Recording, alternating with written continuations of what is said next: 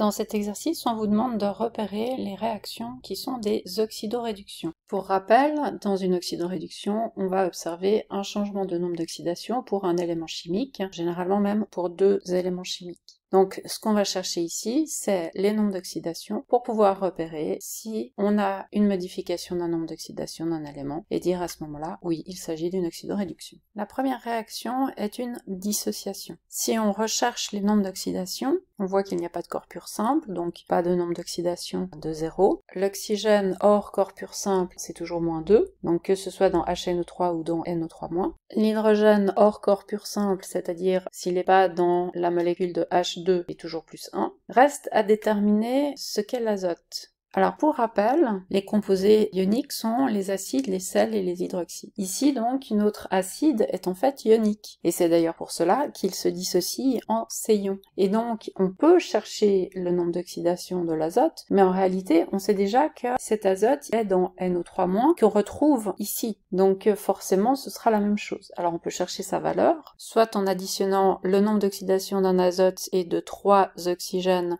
pour donner la charge du ion nitrate, donc 1-, soit en additionnant les nombres d'oxydation de tous les atomes qui constituent l'acide nitrique, ce qui cette fois doit nous donner 0. Et dans les deux cas, on trouve la même valeur, et on observe qu'il n'y a pas de changement de nombre d'oxydation. Les dissociations ne seront jamais des oxydoréductions, puisqu'il s'agit simplement de séparer des ions qui sont préexistants dans le composé. Venons-en au second cas. Nous avons à gauche des corps purs simples, le carbone et le dioxygène. Le nombre d'oxydation de chacun de ces éléments est de 0. Par contre, nous voyons ici que nous avons affaire à une combinaison, puisque ces deux corps purs simples se sont ensuite associés, et cette fois, notre oxygène, étant dans un composé, prendra le nombre d'oxydation de -2. En face, pour que la molécule soit neutre, le carbone sera plus 4. On a détecté deux changements de nombre d'oxydation, et nous avons affaire à une oxydoréduction. Si on vous parle de combinaison de corps purs simples pour former un corps pur composé, ce sera toujours une oxydoréduction, puisque vous partez de corps purs simples, donc avec des nombres d'oxydation de 0, pour ensuite créer une liaison entre différents éléments.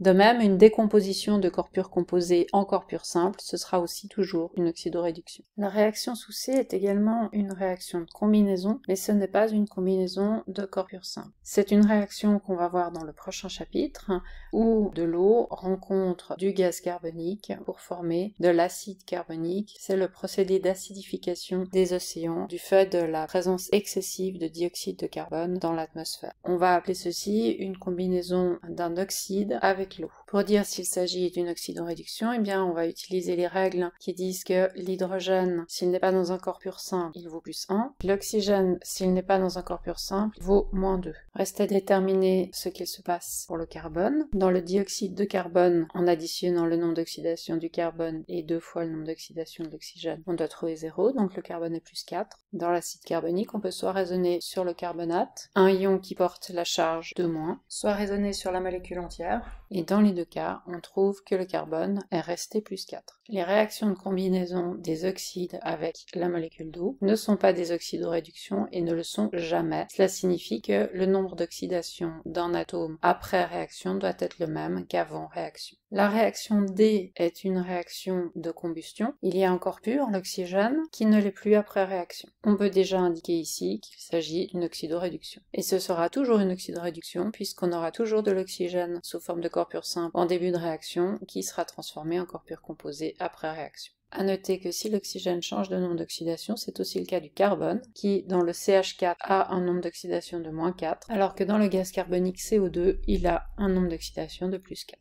Le dernier cas est ce qu'on appelle une réaction ionique. On verra deux types de réactions ioniques, la précipitation et la neutralisation. Ce sont des réactions qui ont lieu entre des composés ioniques, c'est-à-dire qu'elles n'impliquent que des acides, des sels et des hydroxydes. Si on cherche les nombres d'oxydation ici, on voit des chlorures, -1 avant et après réaction, des ions sodium, +1 avant et après réaction, des ions argent, +1 avant et après réaction, et des ions nitrates qui n'ont pas non plus changé. Alors on peut aller chercher plus loin en cherchant le nombre d'oxydation dans l'ion nitrate de l'oxygène et de l'azote, mais on sait déjà que ça ne changera rien, et donc nous n'avons pas affaire à une oxydoréduction. On peut donc retenir que parmi les réactions que nous verrons cette année, sont des oxydoréductions la combustion organique, ainsi que la combinaison de corps purs simples en corps purs composés, et son inverse, c'est-à-dire la décomposition de corps purs composés en corps purs simples. On retiendra également que toutes les réactions dites ioniques ne sont pas des oxydoréductions, car elles contiennent des ions qui resteront inchangés. Enfin, un cas important à garder en tête, les combinaisons des oxydes avec l'eau ne sont pas non plus des oxydoréductions, et donc si j'ai un carbone 4+ avant réaction, je vais garder un carbone 4+ après réaction. Ce sera important au moment de prédire quel acide, par exemple, serait formé par la réaction d'un oxyde avec l'eau.